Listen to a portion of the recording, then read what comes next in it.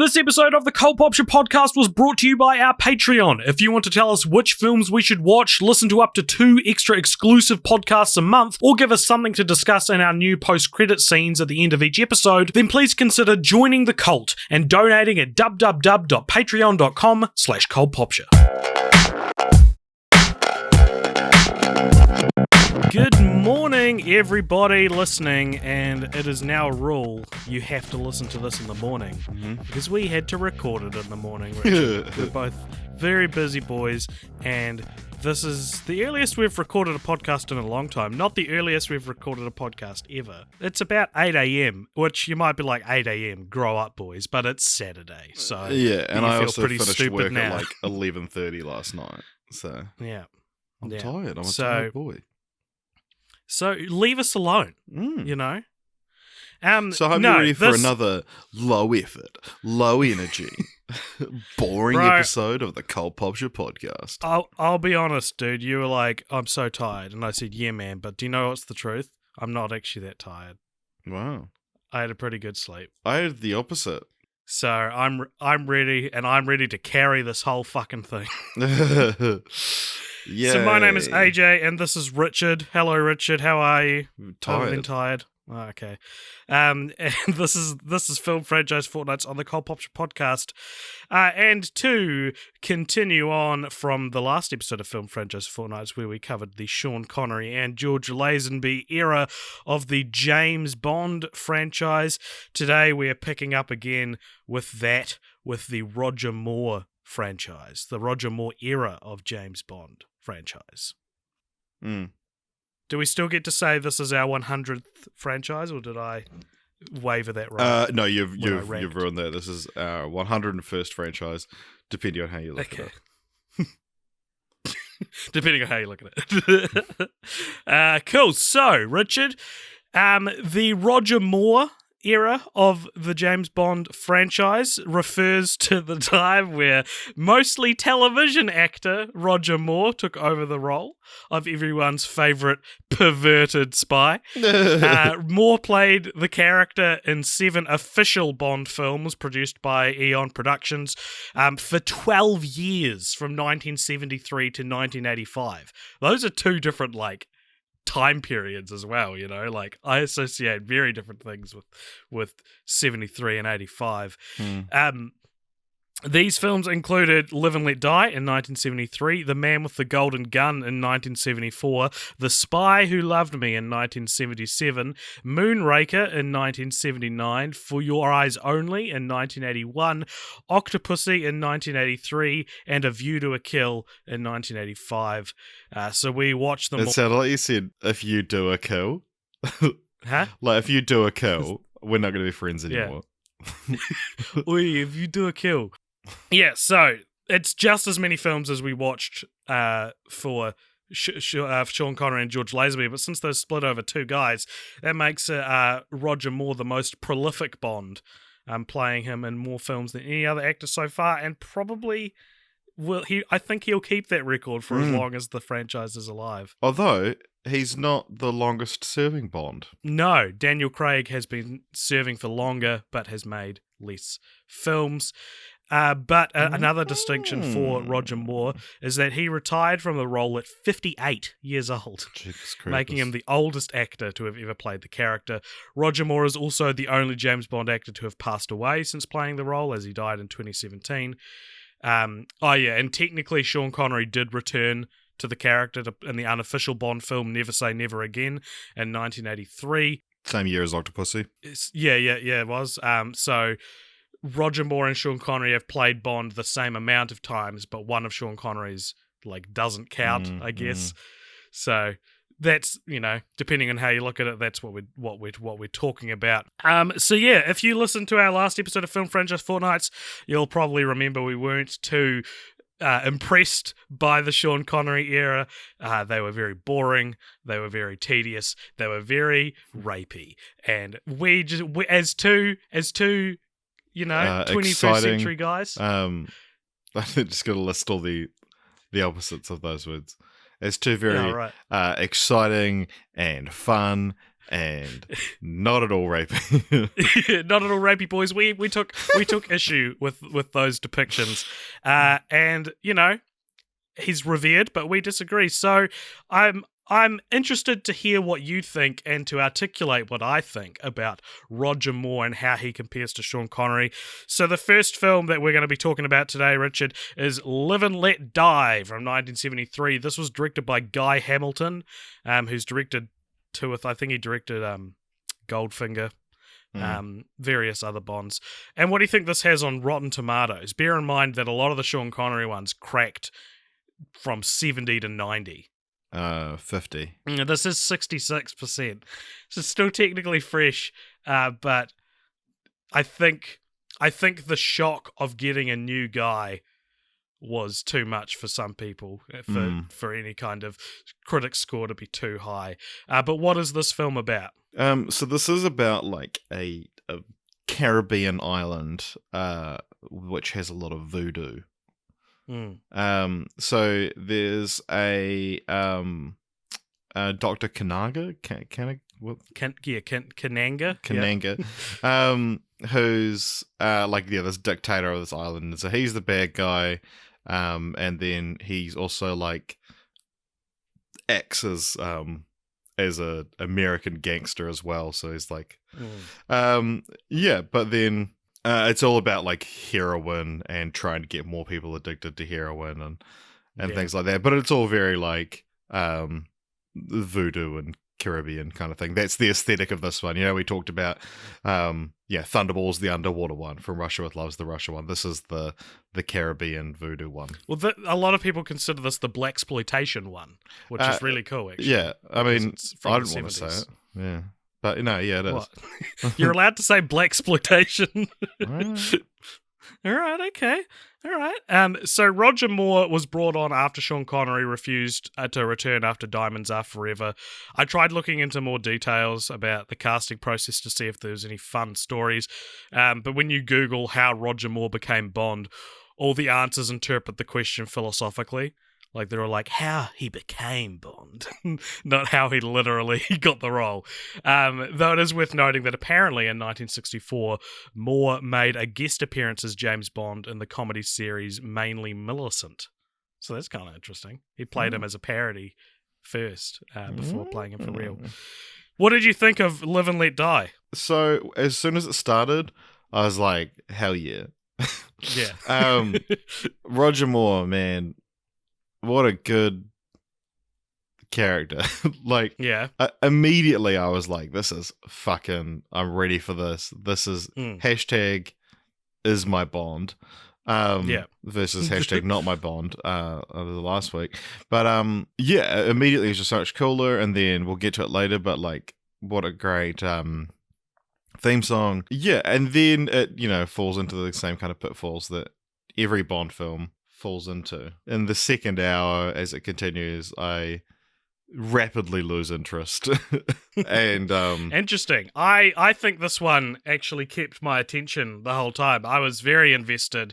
And as I said, I have seen these before, but this is the first time since 2012 that I'd rewatched, and I always remember liking this one.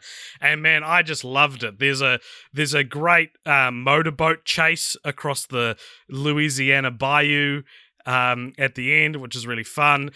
He also runs across crocodiles. There's a part where Kananga puts him on a little island in the middle of a pond that's filled with crocodiles, and he just runs across them to get across them.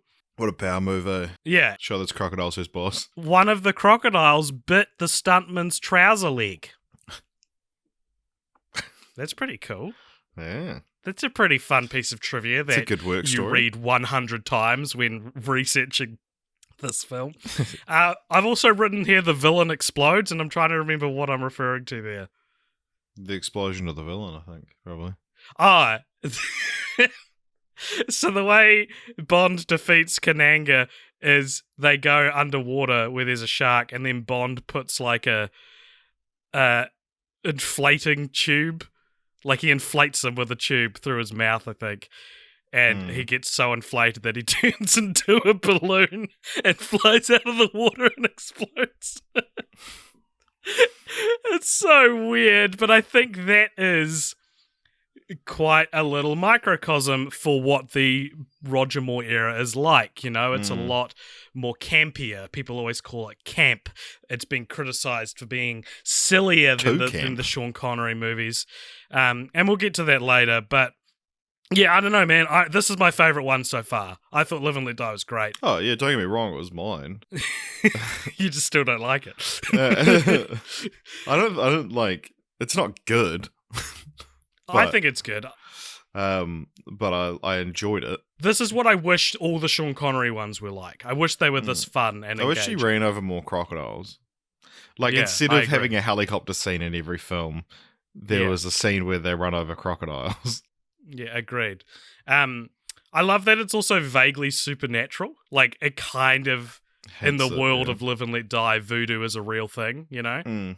And it was heavily influenced by the blaxploitation genre of the early 1970s. And I don't know, I think it's a great way to introduce the new James Bond era to audiences because it's so different in so many ways. Whereas when we saw George Lazenby first show the world what a different take on Bond could be, it was kind of pretty similar in tone to the Sean Connery era. So yeah, as I said, the Louisiana boat chase scene is great. And let's talk, Richard, about Sheriff J.W. Pepper, because he is a revelation in this film. Do you want to, for those who haven't seen Live and Let Die, do you want to describe what we're talking about here? So Bond encounters your idea of a bumbling American cop from the 70s. His name is J.W. Pepper, and he has a giant lump in his mouth. He's a big fat guy. Well, I think he's spitting tobacco. Because he's always got this weird lump in his mouth. What kind of things does he say? And how does he talk? So I don't think Bond actually meets him. Oh, no, he does meet him at the end, but he's first introduced when he pulls over one of the villains because he's driving too fast. It's Louisiana, so I think it's it's a race thing. I think it's supposed to be like a British person's depiction of a racist Louisiana cop. And he pulls him over and he's like, "You thought you could get away with speeding like that on J.W. Pepper's highway, who, by the by, is the one who's speaking to you right now." he talks like Joe Biden almost. Let's not get political. You picked the wrong parish to haul ass through, boy. Nobody cuts and runs on Sheriff J.W. Pepper. And it's him speaking, by the by. It's for the last act of the film. He's chasing Bond in the speedboat, and he's not in it before then. And it's just such a strange and random element to bring into the final act of the film. But it wakes you up, you know. If you were getting a little tired, it's like, who the hell is this guy? And while it would make sense to finish our conversation about J.W. Pepper when he's introduced, he comes back in next movie. So we'll pick that up later. But it's just a very funny. It's the funniest thing to appear in the franchise so far. And I just really enjoyed the character, so I wanted to at least give him a shout out. Because you showed that to me years ago. Yeah. You like that. Did you know that there's this real weird thing in the Moore era Bond? And then he comes back in the next one. And I guess, it's that same thing that the Moore era was criticized for, was being a bit sillier. But I don't know. I think, at least in Live and Let Die, I think the place his character has in the story is fine. And why not make him a funny character, you know? So it's all good. Not to encroach on the theme song, the Live and Let Die theme song, which we're going to be talking about in more detail in the theme song segment, but I think this film has the best integration of the theme song into the score. You know what I mean? Yeah, I totally picked up on that. Although, I mean, I wouldn't even necessarily say that this is, well, I mean, maybe it is the best one, but I noticed it so much in the Moore era. But I don't think I ever picked up on it in the Connery era. I don't know if they weren't doing it or yeah. if I didn't pick up on it. But yeah, there's I remember there's the from You Only Live Twice plays maybe a couple of times in the score of You Only Live Twice. There's so many ones when I like really picked up on it, and like even coming to like a View to a Kill, because that's quite a like jazzy 80s song, and there's like a super slowed down version of it I noticed at one point. And so I was like really they all have it. Yeah, they all have it, but it was fun noticing it. But because Live and Let Die is the most iconic of these songs, I think that's true. It's the easiest, and I think it kind of gives each film a flavor, which when we talked about, I think we talked about this on the MCU, how one of the things the MCU is criticized for is not having notable music for most of the films. And how this is actually a pretty good counterexample of like, well, this is what it looks like when you actually give each film its own theme song that plays as part of the score. But Live and Let Die, it's such a fun song. I'm sure you've heard it. It's probably the most transcendent of the Bond songs into just mainstream pop culture. But like there'll be scenes where he's like on the speedboat and something blows up, or he's in the middle of a fight and the music will be like da da da da da da da da da da da da da, and it's like, yeah, man, awesome. It's got such an energy to it, that song, that it really elevates the film when it's under it. Richard, do you have any other thoughts on Live and Let Die? No. Well, before we move on, we are going to have to address the elephant in the room and turn back to everybody's favorite segment, Problematic Corner. Everyone's favorite segment. Yeah. So it is worth noting that compared to Sean Connery, where he, forces himself upon a lesbian or threatens a woman with getting her fired if she doesn't have sex with him, by comparison, Moore's Bond is a lot better than Sean Connery's. He's just a bit of a rapscallion. He's a bit of a rapscallion, and sometimes it borders on sexual assault, which is probably, like, he's not perfect, is what I'm saying, but at least it shows a maturity of the writers to be... Yeah, and look, you'd rather be bordering on sexual assault than committing sexual assault. That is... I don't think I'm going to say I agree too emphatically, but I guess that is where you'd rather be. Okay, look, we'll let the record show that you disagree and you prefer the latter, all right?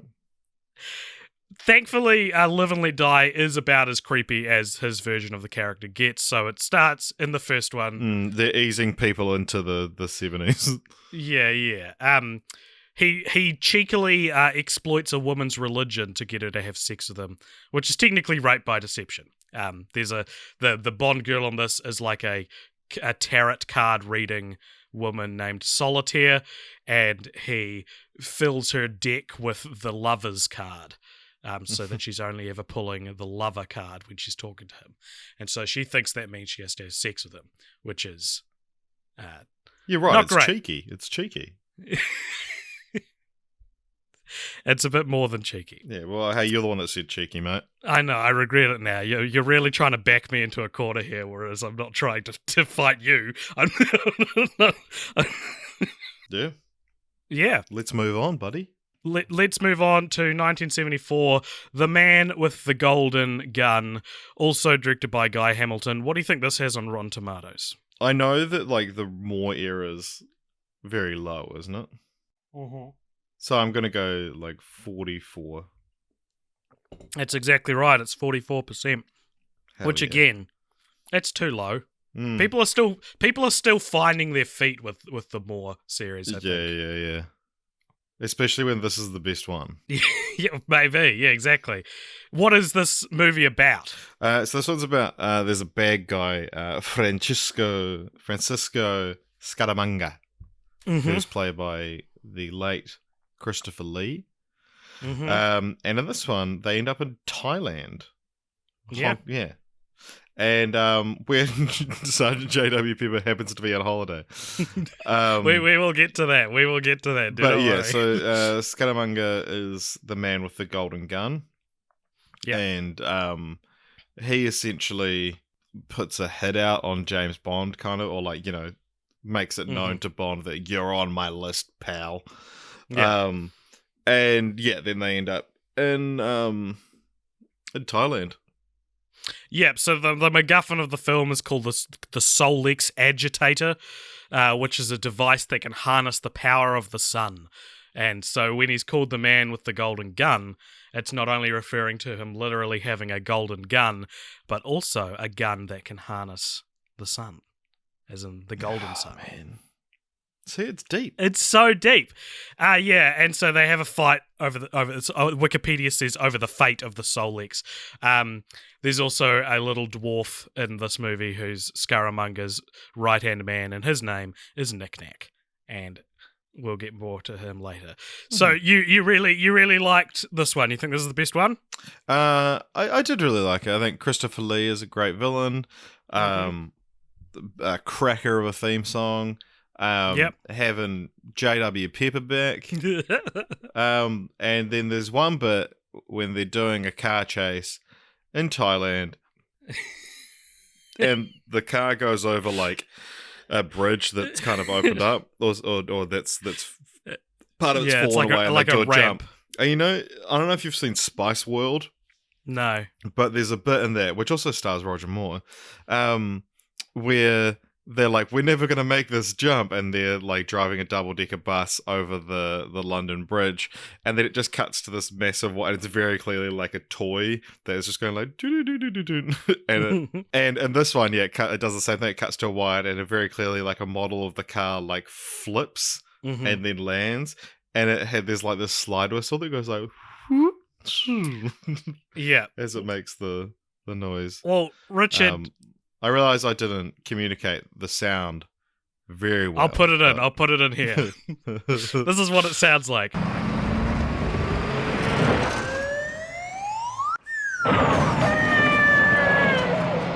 But Richard, I've got to correct you on one thing. It wasn't a toy. It was a real car. Really? It's a real car doing a aerial twist or a corkscrew. And that's actually the sound it made. It's considered to be one of the most impressive stunts of the 1970s, and they put a fucking slide whistle under it.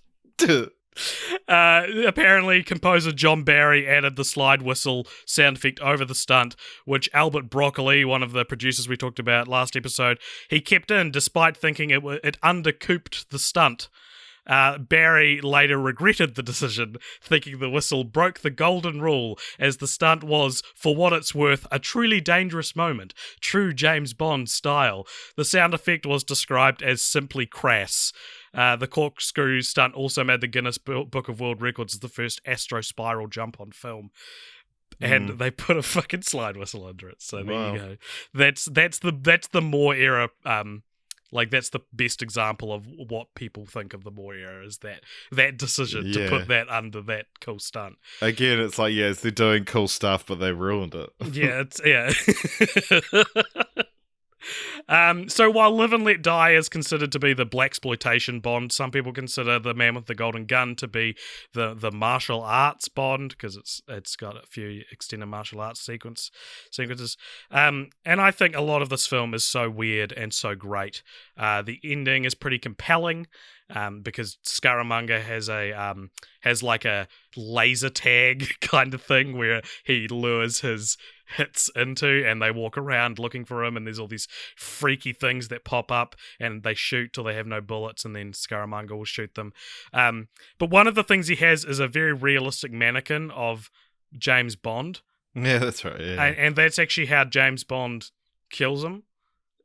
How he wins, as he just pretends to be the mannequin, which feels not necessarily cheap on the part of the screenwriters, but it feels like bad foresight on Scaramanga's part to put up this person you're looking for. Scaramanga also has a third nipple, which is a weirdly relevant plot point in this movie. Yeah, I'm glad they didn't go with the working title. Yeah, The Man with the Third Nipple. Yeah, I was setting it up for you. Nice. I was like, I won't take this. I'll let AJ have it. I knocked it out of the park, I think, just personally. Yeah. So yeah, It's really cool. It's a really cool film. I think, yeah, as you said, that Scaramanga's a really compelling villain. Sheriff J.W. Pepper does unexpectedly return for this film as he's on holiday with his wife, and he ends up entangled in the adventure with Bond and Richard. People were not happy about this. I think this may be contributing to its 44% on Rotten Tomatoes. Back in the 70s, J.W. Pepper was almost seen as like a proto Jar Jar Binks. He'd taken the series, which had previously taken itself so seriously, and made it silly, which is, as we've said a couple of times, what the Moore era would almost be solely recognised for these days.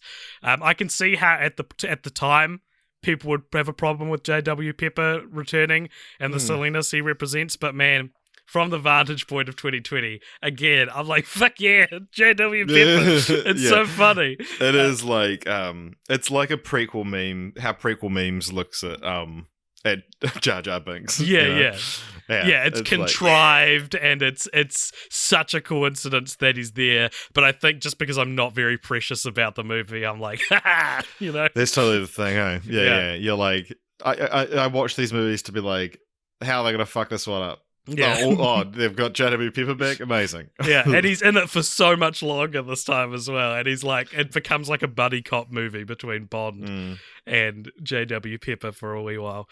Yeah. Yeah. One thing on this movie, one thing I've realised while watching the James Bond films, this has, like we mentioned a couple of times, a great villain in the form of Christopher Lee's Scaramanga. But, like, I feel like there's a lot of conversation around like, oh man, that person's such a Bond villain. That person would make such a good Bond villain. How has this person not been cast as a Bond villain yet? Yeah. And it's like, there actually aren't really that many iconic ones, I think.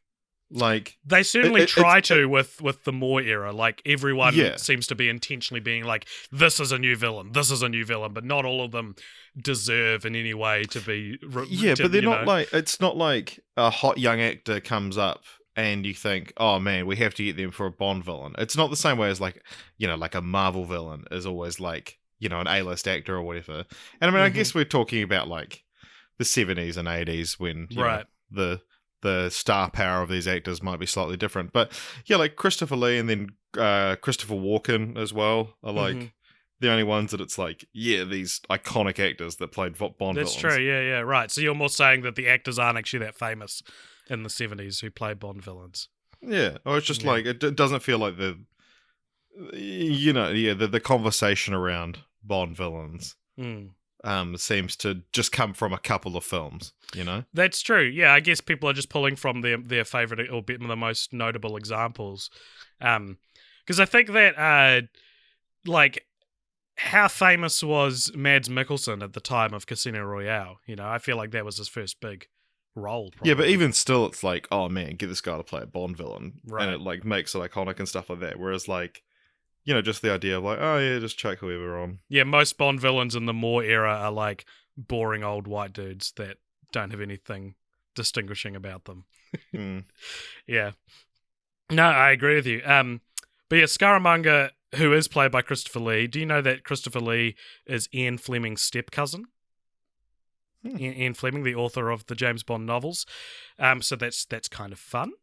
Nick Nack, Scaramanga's dwarf henchman, was played by Hervé Villechaize, who would later go on to be a main character in the original Fantasy Island TV show. Remember I was talking about that? He's very famous in that show for his catchphrase, which was "Zip plane, zip plane," whenever he'd see a plane fly over the island. And that's so funny. That's one of those things that like I've heard, but I never knew that it was a reference to like it's Fantasy Island. I would have I would have bet money that Fantasy Island was already out and that he was cast in The Man with the Golden Gun as like a how like TV actors are cast in blockbusters because like Roger Moore. Yeah. And the Bond girl in this film is also named Goodnight, so that's pretty fun. Her name's Goodnight. That's not a name. That's not a real name. So Problematic Corner, What's somewhat encouraging about the Moore era is that while, as we said, it's not perfect, and we saw in Live and Let Die that it's not perfect, but there does seem to be a movement away from Bond being an actual rapist and more just him being a scumbag, right? So he seduces Goodnight. Yeah. He seduces Goodnight in the film because she is another agent, like a less experienced agent working with the MI6. But there's a scene where they're about to bang, but before they can bang, they're interrupted by Scaramanga's girlfriend. So Bond hides Goodnight in the closet while he bangs Scaramanga's girlfriend, and then lets Goodnight out in the morning, and the two later do indeed bang. So you'll notice that for Problematic Corner, I'm moving away from things that are actually problematic to things that just kind of make you a shitty person, which is better. Yeah, but if the fate of the world depends on it. Well, I don't think. I guess he needed to seduce Scaramanga's girlfriend. Yeah. There's a great scene. So every Roger Moore Bond scene, I think actually every Sean Connery Bond scene, actually, maybe they all do except for Daniel Craig. Now that I'm saying it out loud, they all end quite tongue-in-cheek with Bond getting caught by MI6 having sex with the Bond girl. And the way it's depicted in this one is him and Goodnight are on a ship that's going back to the mainland Thailand, and the MI6 call up Bond, and he's like, "Hello, sir," and while he's softly kissing Goodnight's stomach, and it's very erotic and sensual, and he's like, where is Miss Goodnight? Put Miss Goodnight on. And he goes, "She's just coming, sir." and then he puts the phone down, and you just hear him going, "Good night, good night, good night," and then Bond picks up the phone and goes, "Good night, sir," and then hangs up. And it's very cheeky. It was probably my favourite court sex scene of the Moore era. Yeah, I've probably got another one that I consider my favourite. Cool. We'll get to that. We will get to that. Despite this being the second Moore film, The Man with the Golden Gun was originally intended to come out 3 films earlier, directly following You Only Live Twice, but with Connery leaving and a political uprising happening in Cambodia around the time, led it to being pushed back as far as it was. This was also the final Bond film to be co-produced by Harry Saltzman, who's the guy along with Albert Broccoli. His partnership with Broccoli was dissolved after the film's release. I don't think it was very amicable. I think there was a lot of bad blood that came out of this, and Saltzman sold 50% of his stake in Eon Productions' parent company, Dan Jacques LLC, to United Artists to alleviate his financial problems. The resulting legalities over the Bond property delayed the production of the next Bond film, The Spy Who Loved Me, for 3 years. So let's talk about The Spy Who Loved Me. Having to wait 3 years for a Bond film, that's rookie. Yeah. Rookie numbers. I've waited 5 years for a new Bond film. And the last one was Spectre. Yeah. So The Spy Who Loved Me, directed by Lewis Gilbert, returning to the series from, I don't know, a few others. From whatever, who gives a shit? What do you think this has on Rotten Tomatoes? I'm going to go 40s again. It's actually 79%, which makes it the highest rated of the Roger Moore era. Presumably, I think, because with the time gap, more people are now acclimatized to who Roger Moore is as James Bond. And so I think this might be really the only one that's been judged fairly. Out of all of them, including Sean Connery. Yeah, that's people were just used to a Bond film every 2 years, and then they didn't like them. And then they were like, okay, right, you have to wait. And they're like, I didn't say that. Yeah, so what is this movie about? What is The Spy Who Loved Me about? It's about disappearing submarines. And there's a KGB agent that he works with. Yep. A Russian KGB agent named Anya Amasova, or Agent XXX, very sexy, and they team up to stop a reclusive megalomaniac named Karl Stromberg, who plans to destroy the world and create a new civilization under the sea. Karl Stromberg, a very forgettable villain, all things considered. But I've already forgotten him. There is another Karl villain. Who? There is another villain in this film, which we'll talk about later, which maybe is a little more iconic to the franchise. A little Roger Moore iconic. Oh. What did you think of this film? I think I liked it, but this one is probably the least like, oh, it's this one, you know? Mm-hmm. Yeah, and because it's surrounded by two kind of super definable ones. Yeah. You've got on one side is the man with the golden gun, which has like an iconic villain, and I just really enjoyed that one. And then obviously the next one is Moonraker. Yeah. And then so yeah, this one it's like I do remember liking it, but I couldn't point you to any specific things in it that made me be like, oh yeah, this is a good one. Well, I think it's possibly because it's quite a character-driven film. Like, maybe, more yeah, so maybe than that's the why others. I liked it, yeah. Yeah. Well, a lot of people, including Roger Moore, consider this to be the best film of the Moore era. And while it's not my favourite, I actually would rank The Man with the Golden Gun and Live and Let Die above this one. I do think it's maybe the best screenplay we've seen for the series so far. I think that, Roald Dahl. Yeah, fuck you, Roald Dahl, piece of shit. The character dynamics between 007 and Triple X are really interesting because they kind of, it's like the female version of Bond essentially. And when she finds out he killed her previous lover, it complicates their relationship, and it kind of as hits, it should. yeah, exactly. Well, yeah, but that's what I mean. It like actually plays with complex relationships between the two main characters for the first time in the series. Yeah. I love the idea that like she's mad that Bond killed someone she liked, and it's like, yeah, they're playing with real complexities. We haven't seen this kind of depth. Well, they've already like made out by this point, so it's like it's complicated. But it's so funny. It's just the bare minimum of character for a female. Right. And this film kind of hints at the writers subverting the formula for the first time in the series. Like, this is the first time that they're gone, fuck, we're on like film 10. Let's fucking, well, I think it's film 11 actually. Let's actually do something interesting with the characters for the first time, know? I do think there is a missed opportunity with the story, though, and they would never have done this in 1977, but I think they should have swapped the roles so that Bond is taken advantage of by Anya. The obligatory sex scene at the end of the film is really funny, but I kind of would have loved it if she like ditches him after they sleep together, meaning that the spy in the title actually refers to her and the me is James Bond. I think that would be way cooler. Very sexy. Yeah, but it's like they don't want to give up the idea that Bond is like the dominant character. They would do this now, They would do this now, and by film 10 or 11, that is when it's time to start doing these slightly more, I don't know, subverted ideas, I think. Because I think the biggest problem with the Bond franchise, especially the eras where they go for 7 films, is like they don't ever want to give up anything that's worked before, and so there's no exploration and there's no variety. Like, look at like Mission Impossible, right? How like number 4 we start like the your mission if you choose to accept it line is like cut off and shit like that. And like this didn't fucking happen till Casino Royale, It took them nearly 20 films 20 films, right? 21 to actually start playing around with and these like ideas.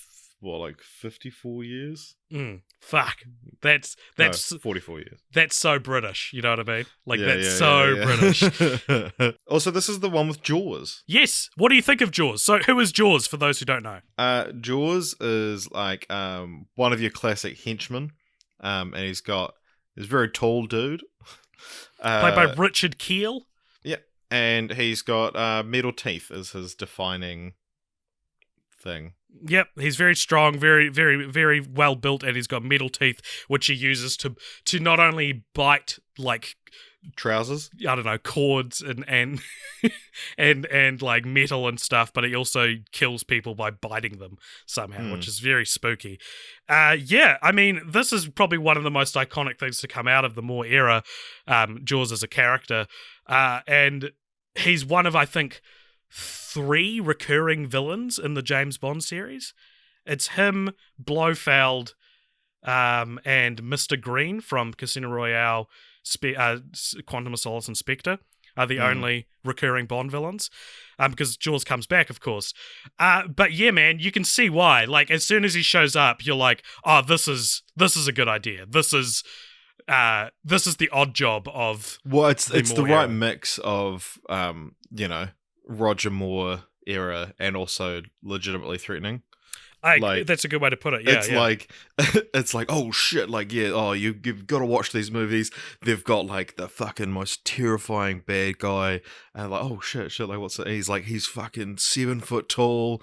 Like, oh shit, and he's got got big teeth. He'll bite you. Oh no. Oh, big teeth. Yeah, okay. Okay. Okay. Can we have a character who's the person who's never seen James Bond and is increasingly disappointed when you describe the plots of them? Oh, okay. Yeah. All right. Yeah. So Jaws is great in this film. I really like Jaws, and I think, yeah, we'll get to this later. I'd like to see a modern interpretation of him. But using Jaws as a segue to another talking point, Steven Spielberg was approached to direct this film in the interim between The Man with the Golden Gun of Jaws fame. And he couldn't do it because he was busy with post-production on, get this, Jaws. Wow. Which he would have been, because it's 1977 that this movie came out in. Yeah, so, fuck. Like, imagine a Steven Spielberg... Imagine a Steven Spielberg directed Bond movie. You'd never get that now. You might. Okay, all right.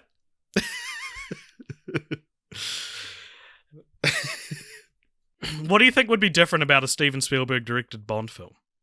There'd be more kids in it. Yeah. This is 70s Steven Spielberg. Yeah, that'd be awesome. More kids. Yeah. There'd be aliens in it. Yeah. Yep. There'd be a big shark. There is a big shark. Wow. No, Jaws, the character, fights a big shark at the end. Yeah. Yeah. That was Steven Spielberg's That was what he left on the Yeah. He was attached for one day and he's like, well, if there's a big shark, and he's like, wait a minute, I could probably make a whole movie about a big shark. And it's like, okay, so we've called this villain Jaws, and Steven Spielberg, you see him leaving out the door as they say, we've got a villain named Jaws.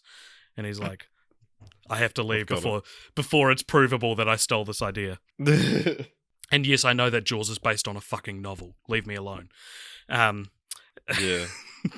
So this film was supposed to feature Blofeld and Spectre, but the rights for those characters were held up with Kevin McClory, the guy who had allegedly written the original draft of Thunderball with Fleming, and would eventually make Never Say Never Again, the most famous of the non-Eon produced Bond films.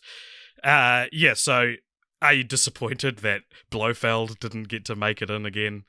Oh, man. Oh, no. Blofeld. I miss his one good appearance.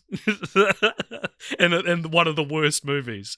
I think, I like this film. I was really interested in the character of Anya Amasova, and I don't know. There's a different take on the series where she's a recurring character, I think. Yeah, so she becomes like another sort of J.W. Pepper, if you will. A Felix Leiter type. So at the end of the credits of this film, we get a little teaser saying James Bond will return for your eyes only. So, of course, next we saw Moonraker in 1979, also directed by Lewis Gilbert. What do you think this has on Rotten Tomatoes? This is going to be low, right? It's actually not. It's actually Really? higher. It's higher than Golden Gun and Live and Let Die. 69. So 71, so pretty close. Sure.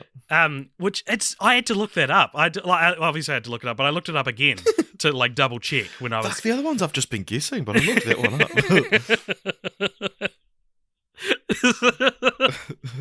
What is Moonraker about? So there's a bad guy called Hugo Drax, who has Moonraker refers to like his like a type of space shuttle that he has, or like a it's called like a Moonraker space shuttle, and it's stolen or it's hijacked, and Bond is called on to investigate, and then he meets along his adventure, he meets Hugo Drax and Dr. Holly Goodhead. Mm-hmm. Mm-hmm. Mm-hmm. And then they end up in space. Yeah. They go to they go to a space station, and what is Hugo Drax's evil villain plan? He wants to like release a toxin that kills humans but doesn't harm animals. Is that right? Yeah, and so on the Moonraker ship that they end up on, it's filled with like beautiful men and women because he's essentially creating a Noah's Ark of humans to wipe out the rest of humanity and then start again with a master race. Yeah, which very I've thought about. It's very eccentric. It's almost too eccentric for him as a character. Like he's such a self-serious. Watching these movies does make you wonder, like, how many times something like this has been close to happening in real life, but all the real life MI6 agents have put a stop to it. Imagine if it's just has never happened. That it's like this is extremely fictionalized and no. You know what, AJ? I'm sure it probably is extremely fictionalized. Yeah, but yeah, I wonder, like, if there's ever been an almost world-ending event that was put a stop by a spy. I think you can look it up. I'm sure there are some that will be public record by now. Oh, I'm not going to, but yeah, I'm sure you there's could. stuff like mutually assured destruction.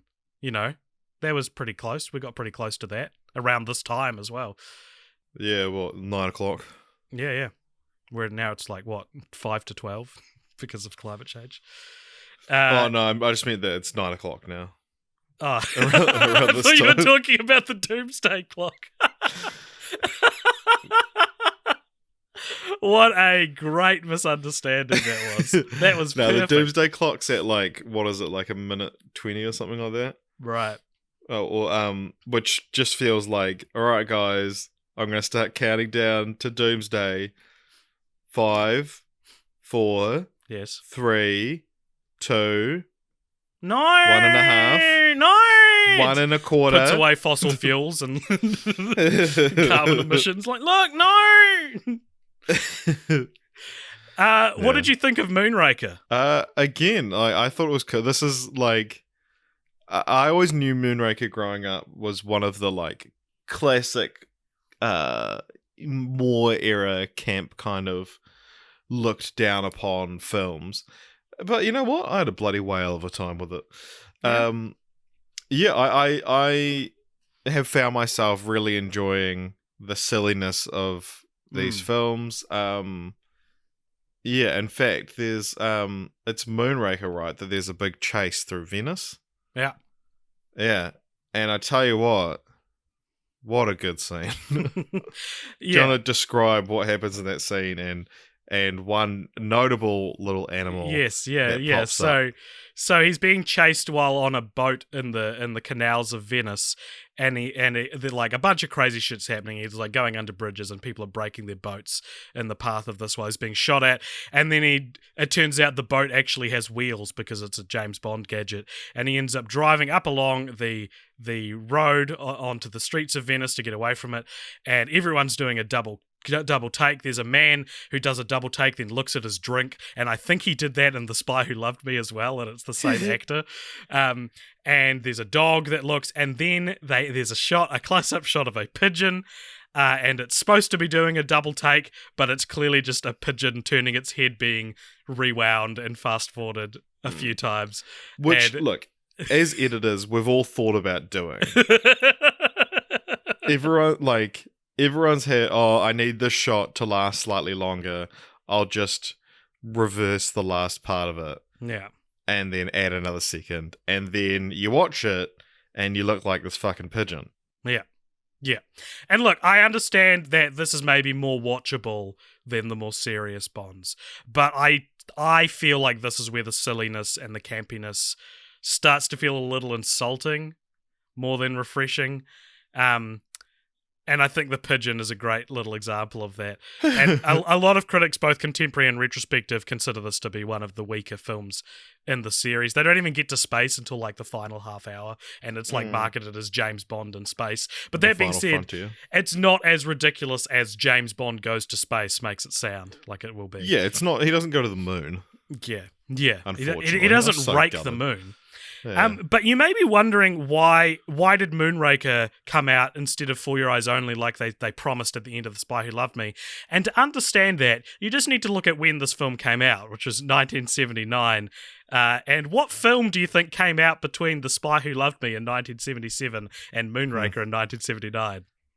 Jaws, of course. Yes, of course, Jaws. That's why he's back in this one. Yeah, Star Wars. Star Wars. They do not hide this fact. They admit it. They go, yeah, Star Wars came out. And we're like, shit, we should make a Star Wars James Bond movie. And I think that's part of the reason I don't like it as well. It feels like such a cynical response to Star Wars. I mean, I didn't know that, and I was just like, hell yeah. Jaws is back. It does make sense at the same time. Like I'm being harsh on it. Like Star Wars was like something that was mildly influencing, but it was probably the biggest film that ever existed. So yeah, yeah. So yeah, Jaws comes back. And in this one, he gets a girlfriend. He's working for Drax now, and at one point, there's a big gondola fight scene between Bond and Jaws, and when he defeats not enough Jaws... gondola fights, eh? No, they need more gondola fights. I hope there's more gondola fights in No Time to Die. And in it, he after he crashes out of the gondola thing, he sees like a very strange, short, mute girl, and they instantly fall in love. And again, a very like weirdly sitcom-esque moment in this sci-fi action film. And when they fall in love, Richard, it plays a pretty familiar piece of music to demonstrate their love. You'll have heard it before. It goes...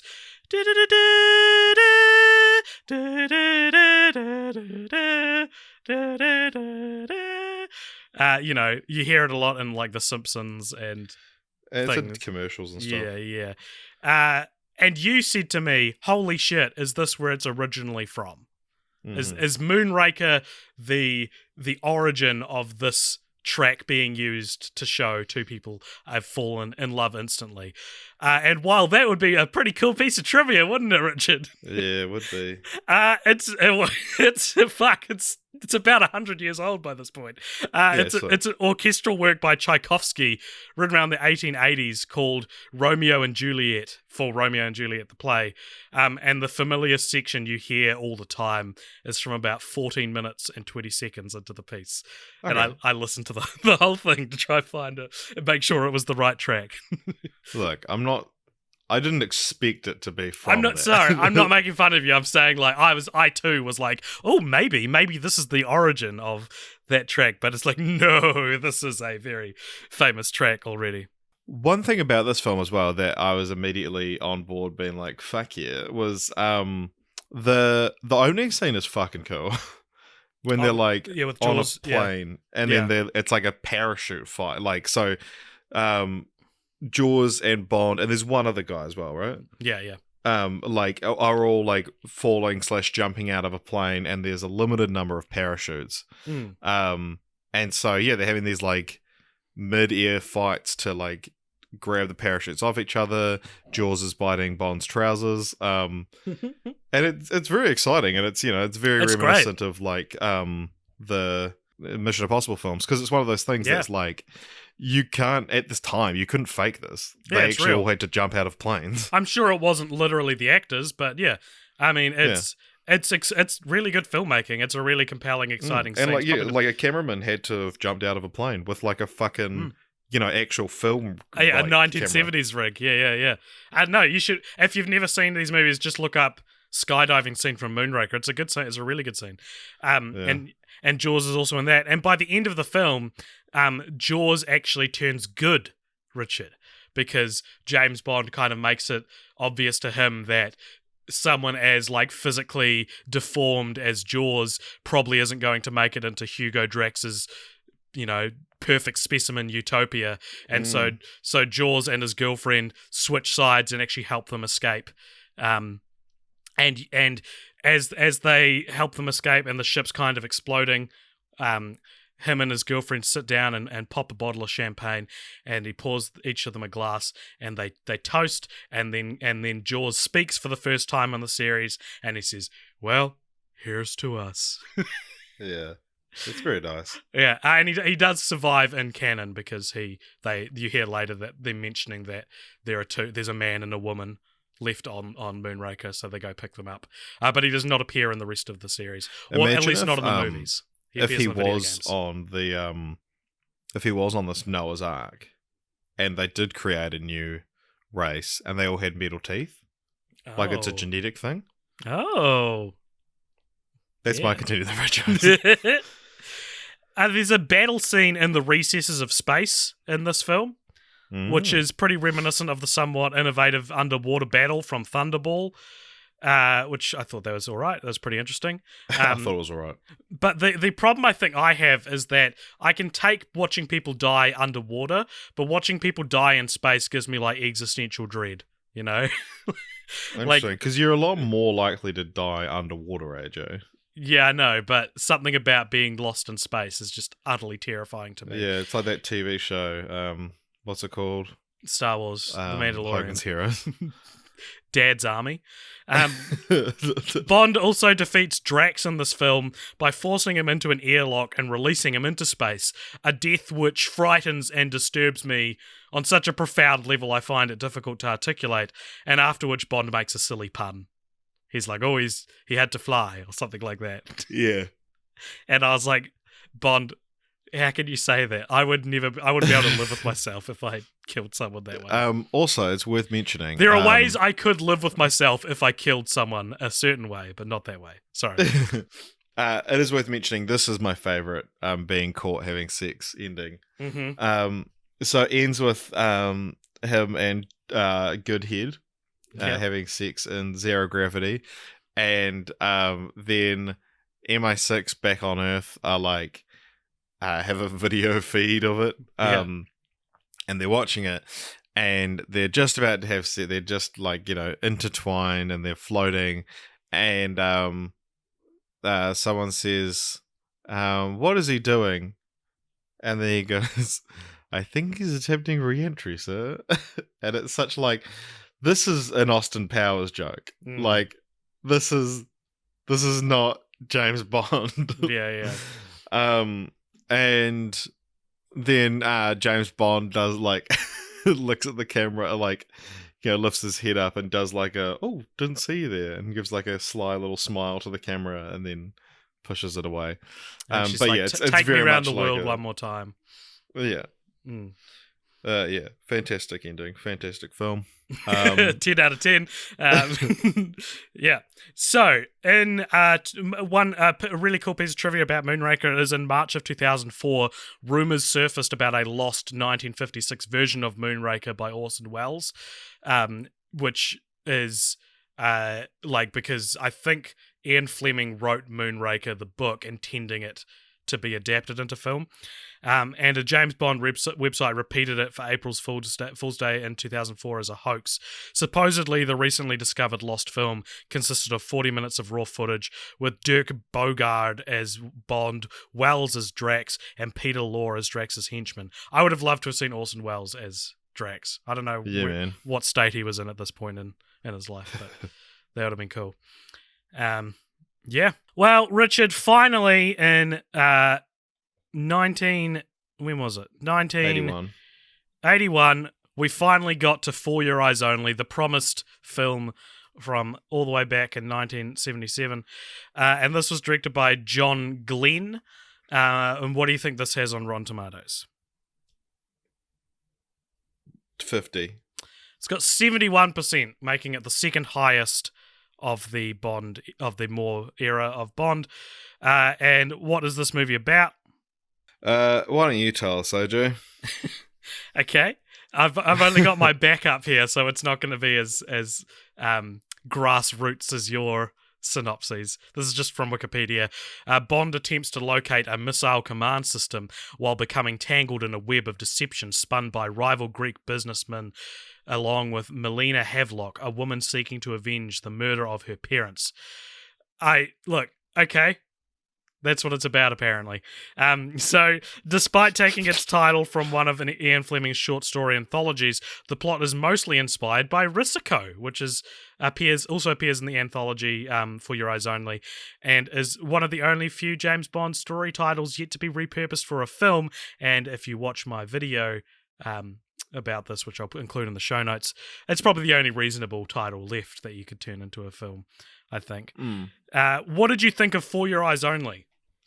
For Your Eyes Only is a return to the classic Sean Connery era of films, in that it's quite hard to follow, and there's a lot of convolution around the plot. Although this film features some of the best goddamn skiing sequences I've ever seen, and I've watched Eddie the Eagle. Bond. There's like a ski chase in this film, right? And so he's being Bond is like, because we've seen Bond ski before. I think this is the 3rd out of 4 skiing scenes we've seen so far.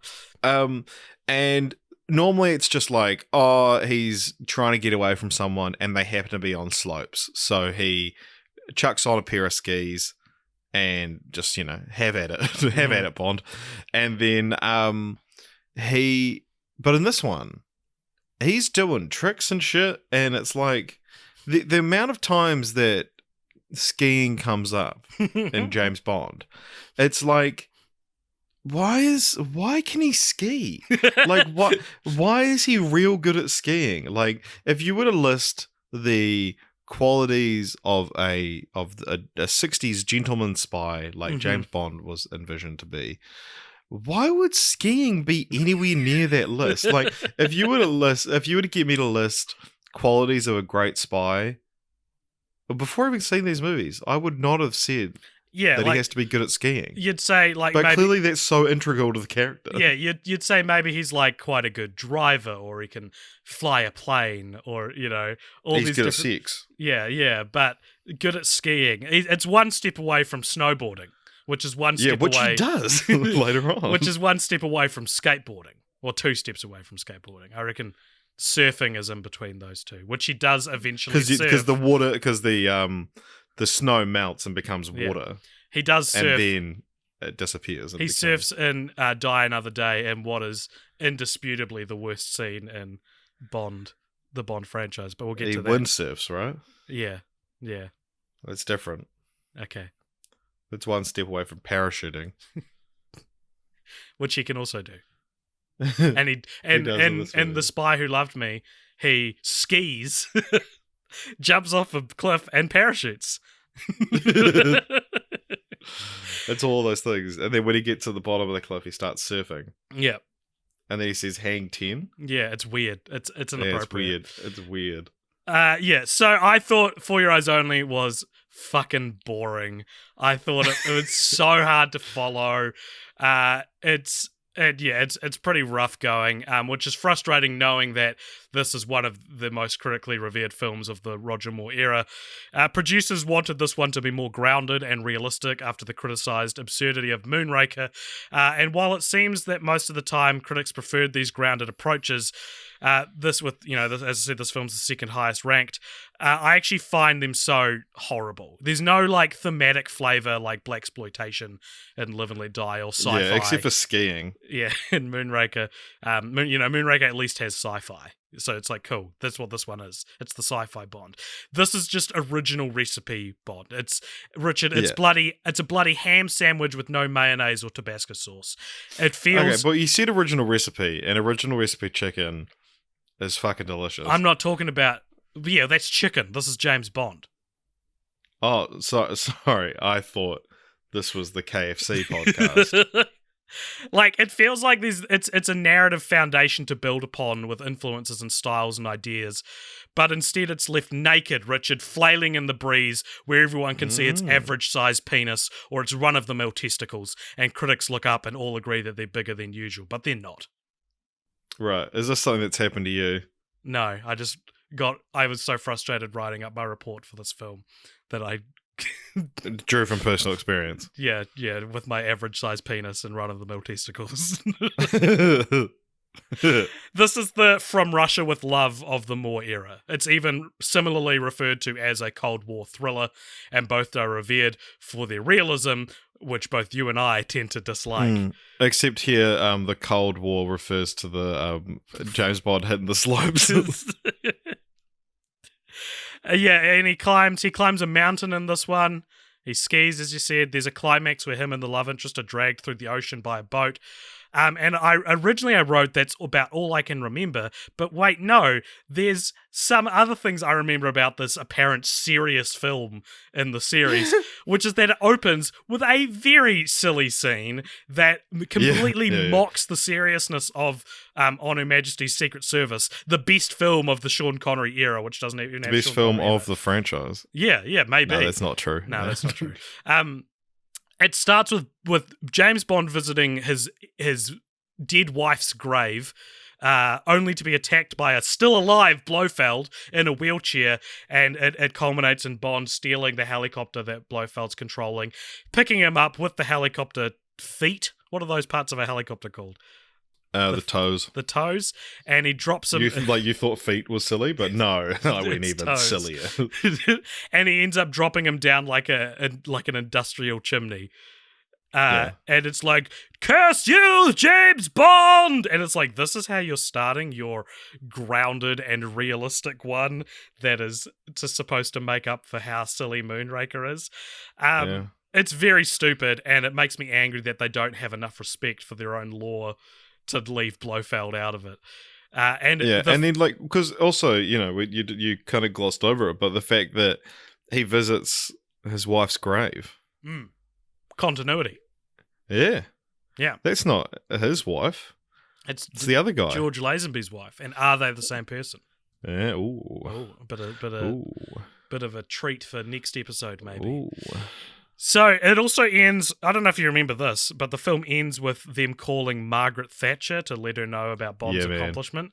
And it's a very scathing portrayal of Margaret Thatcher, and she's got a real dumb husband, and then a parrot talks to her. I imagine that's probably a reference to what the general public thought of Margaret Thatcher's husband. Yeah, I know. But it's still it's a weird sketch comedy approach to the end of your serious for sure. and grounded so movie. They put there's she's talking to a parrot and she thinks she's talking to James Bond. Yeah and it's all like, give us a kiss, and they're like, Bond, how could you say that to Margaret Thatcher? And British audiences in 1981 were like, yeah, fuck Margaret Thatcher, yeah, disrespect her. Which I'm not criticizing, I'm just saying. But now you're like, oh, she deserves a lot of respect, Margaret Thatcher. No, I'm not. AJ. Those coal miners deserve better, dude. I've heard you praise Margaret Thatcher in the past. No, I was praising Meryl Streep as Margaret Thatcher. When I was watching this film and I messaged you, I was like, oh man, they Margaret Thatcher appears at the end. You're like, really? Is it actually Margaret Thatcher? And I was like, no. And you were so disappointed that it was just an actress. And then when I found out that your old pal Maggie Thatch. Then when I found out they were making fun of her, I was like, inappropriate. Worst film in the series. I'm going to rip this to shreds in the to one shred. To a single shred. All right, now it's time, Richard, to return gracefully and with poise to problematic corner. But actually, in a rare moment of somewhat, moral straightforwardness, Bond actually rejects the advances of a much younger woman in this film, which is borderline classy.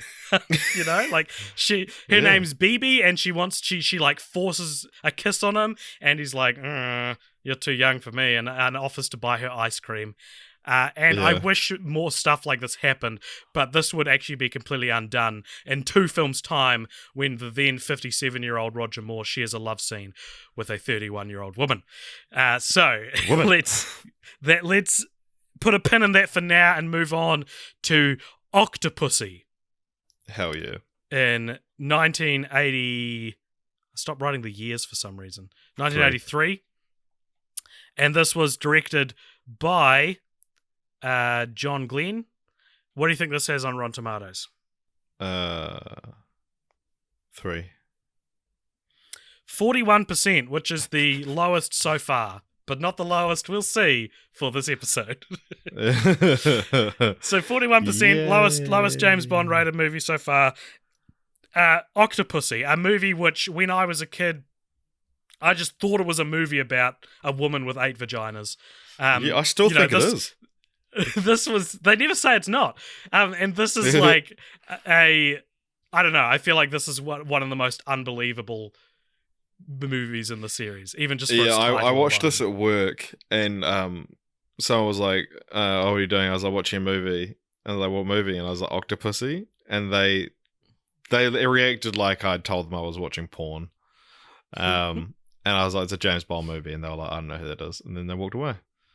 They don't know who James Bond is. No, I made that part up. Okay.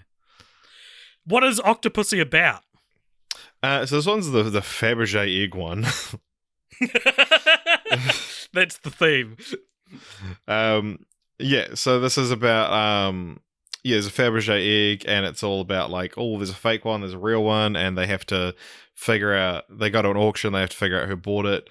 And then he meets Octopussy, who there's a cult. And like she goes by Octopussy, and she has a tattoo of an octopus that she calls her Octopussy. And there's like a circus troupe, and there's a like an island or something of inhabited by women. So clearly you have even less of an idea of what this movie's about than I do. Yeah, because to begin with, I was like, "Fuck yeah, auction, sign me up." And then again, you're just like, "Oh man, where is this going?" It goes on for so long. I wrote a Letterboxd review when I rated this film, which said, I have never struggled to stay awake more during a film than rewatching this. And when I watched it for the first time in 2012, when I was watching them all for the first time for Skyfall, I remembered nothing about it. I remember being in a trance watching this film, and all I remembered was like flashes of the imagery. But this is what Wikipedia says the plot is. Bond is assigned the task of following a general who is stealing jewels and relics from the Soviet government. This leads him to a wealthy Afghan prince named Kamal Khan, who I do not remember, and his associate Octopussy, and the discovery of a plot to force disarmament in Western Europe with the use of a nuclear weapon. There is a bomb. I remember the bomb. Yeah. Some bomb-ass kush. While the film takes its title from another collection of short James Bond stories written by Ian Fleming called Octopussy and the Living Daylights, it is a completely original story, though it does borrow a scene from one of the other short stories in the collection, The Property of a Lady, which I think refers to the gem in this. Yeah, well, the concept of the auction. Well, yeah, because they talk about they reference the property of a lady in the film. Yeah. But so is the whole Octopussy storyline not anything to do with the story Octopussy? Yeah, no, barely any of. I think not since like maybe I think The Man with the Golden Gun is the last time it's like explicitly based on the book. Huh. Yeah. Well, I'll be a ding dong daddy from Dumas.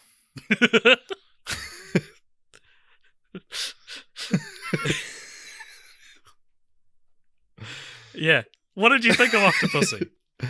I mean, like I said, I was the first 45 minutes to an hour, I was like, yeah, it was pretty cool. And then it just kind of loses you. Yeah, Octopussy is a weird one, because when you messaged me and you were like, when I was growing up, I thought this was about a woman with 8 vaginas. And I thought it was as well. And I think most people probably did. But I was like, for some reason, I thought it involved aliens for a long time. And that I think that, you know, he meets this alien woman, or it's like implied that she's not from Earth because she had 8 vaginas, and you know, Earth women have far fewer than that most of the time. Earth women have 1 to 2 vaginas. Yeah, exactly.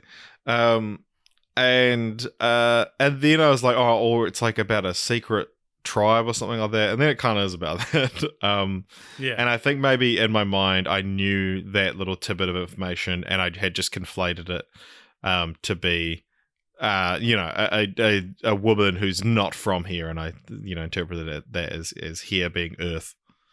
I think that maybe the poster might have influenced. Did you ever see the poster for this film? It's probably one of my favorite James Bond posters. No, only when you pointed it out, is when I went and looked at it. It's Octopussy hugging James Bond from behind, but she's got 8 arms. So I thought maybe that's what you were thinking. Which, by the way, why is James Bond so fucking octopus themed? Why does it, out of all the animals, next to pigeons, octopus come up in the series the most, I think. Octopodes. Spectre. Yeah. There's an octopus in The Spy Who Loved Me, I think. Anyway.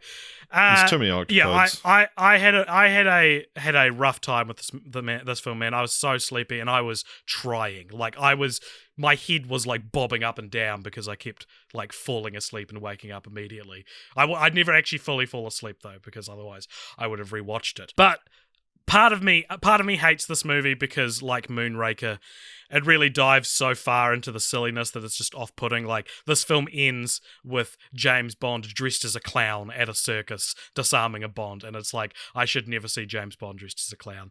But at the same time, I kind of admire how, like, fragrantly it leans into what was on the record as being the series' main problem at the time. Like, how do you get to Octopussy? People are telling you that they don't like how silly these movies have gotten. You've just made For Your Eyes Only, and then the next one you go, he should dress up as a clown in it. It's such a bizarre decision. Like, he's literally a clown. Yeah. Like, yeah, I thought it was great. I think this is my least favorite one, but I also I think I put it least favorite because I just found it so hard to judge it, because I like and hate it at the same time. And I think just because it threw me through such a torment, I was like, what? It's getting last place. So this film was released in the same year as Never Say Never Again, which actually played pretty heavily into Roger Moore's decision to reprise the role. Since The Spy Who Loved Me had been returning on a contract-to-contract basis, and while producers at the time had been looking for new actors to take on the role, including Timothy Dalton, but upon learning that Sean Connery was returning for the rival film, Never Say Never Again, Roger Moore was recontracted as to avoid trying to establish a new Bond while also competing with, the classic. Yeah. So there you go. We haven't watched Never Say Never Again. I think we're going to watch it for film franchise follow-ups for our Patreon. Yeah, so if you want to hear what we think of it, you got to sign up to our Patreon, chumps. Patreon.com/cultpopture. All right, problematic corner. Surprisingly, I didn't find myself too perturbed by any of the sexual exploits in a film called Octopussy.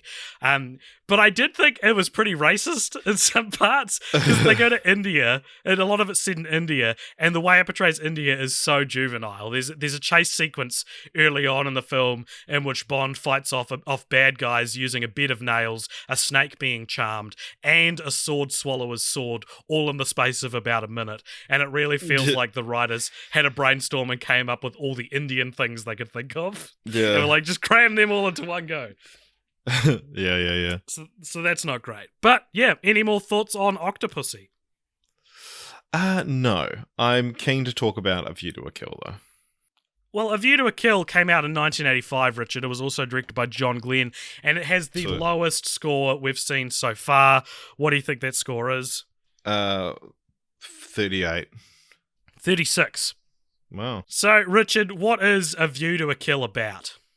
All right, so in this one, he's investigating millionaire Max Zorin, played by Christopher Walken, who's trying to corner the market in microchips. One of those classic, 80s, microchips. That's his plan is to destroy Silicon Valley, detonating explosives beneath the San Andreas fault line. And he's got a henchwoman played by Grace Jones. This is pre-acting ability from Grace Jones. And her name is Mayday. Yeah. Yeah, so this is technically the first time a Bond film did not take its title from an Ian Fleming novel or short story. There is a short story called From a View to a Kill. Yeah. So it technically is a different title, but obviously heavily based off From a View to a Kill, where this is just A View to a Kill. What did you think of this film? This might be my favorite. What, really? Yeah, honestly, Max Zorin. Well, it was a great villain. I loved watching Christopher Walken. I loved. Yeah, I was sad to see Roger Moore go. You know, the plot was like suitably mustache twirling. Mm-hmm. And yeah, I don't know. I just had a great time with it. And then there's like this big chase scene on a fire truck. That was very great. fun. It's a fun scene. Yeah, I agree. Yeah.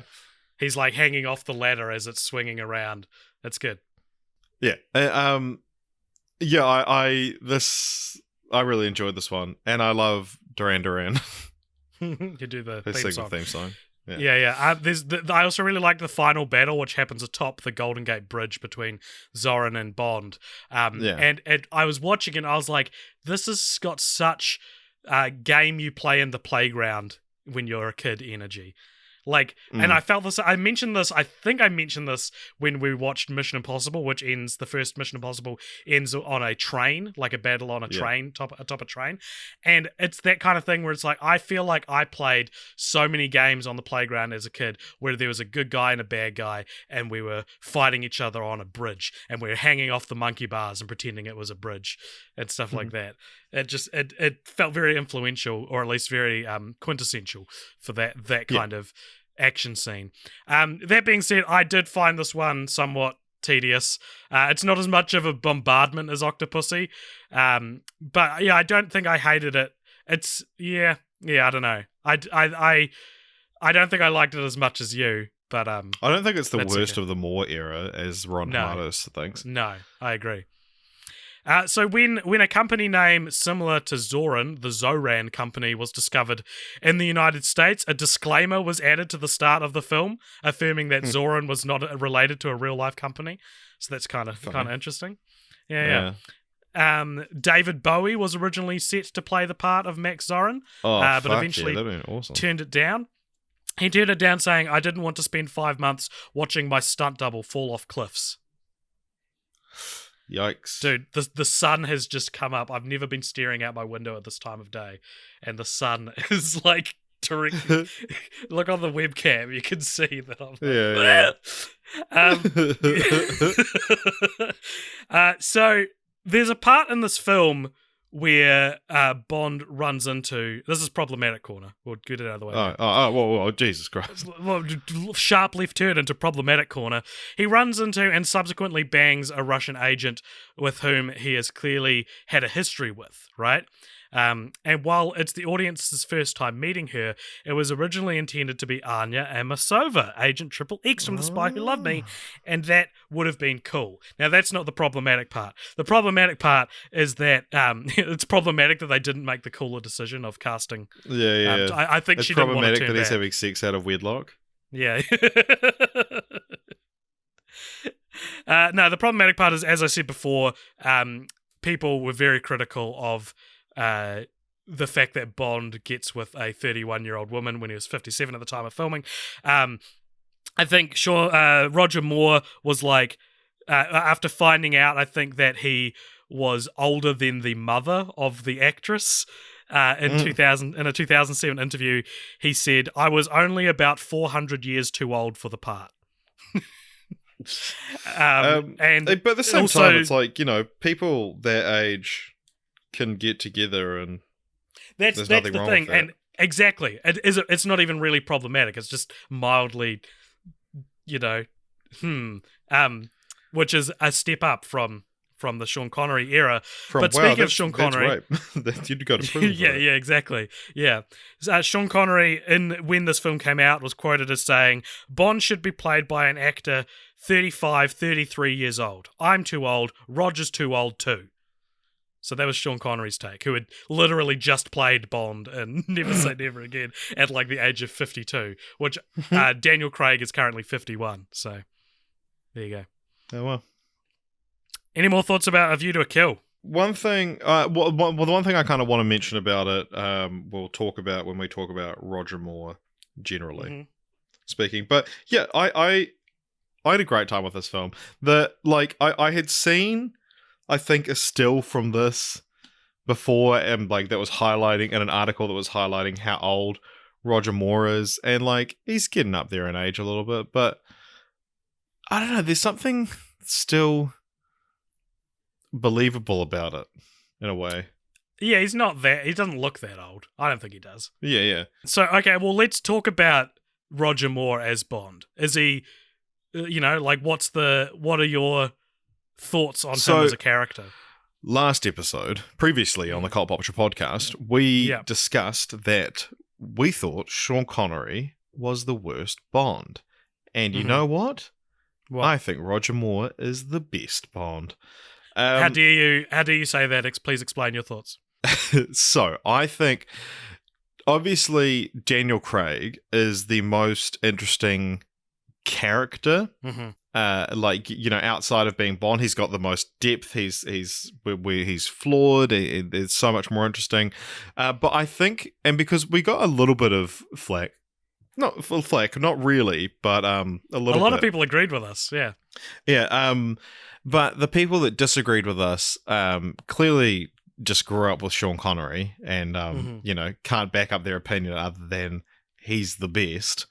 But someone mentioned to us that like you're forgetting the fact that James Bond is the gentleman spy, and that's supposed to be what Sean Connery exemplifies. But nothing he does is particularly gentlemanly. If that's that person's idea of a gentleman, going around committing all these sex crimes, then I worry for that person. But I think that that term stuck with me, the 60s gentleman spy, and I think that's what Roger Moore really nails. And it's not about, this isn't when people needed depth and flaws from their character, but he's so charming and he's gentlemanly, and the one kind of, because so often watching these movies, I would message you and be like, fuck, Roger Moore's good. And I agree. It would always be just like, he would give a look, or there would be some kind of non sequitur, and I would be like, fuck, he's exemplifying everything I want this era of James Bond to be.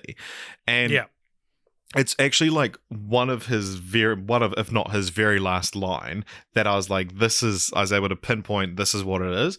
And it's in A View to a Kill, when at the end of it, as you say, the fight takes place on the Golden Gate Bridge, and him and the love interest are stuck up there, and he says, there's never a cab when you need one, because obviously cabs don't drive up to the top of the Golden Gate Bridge because they can't fly.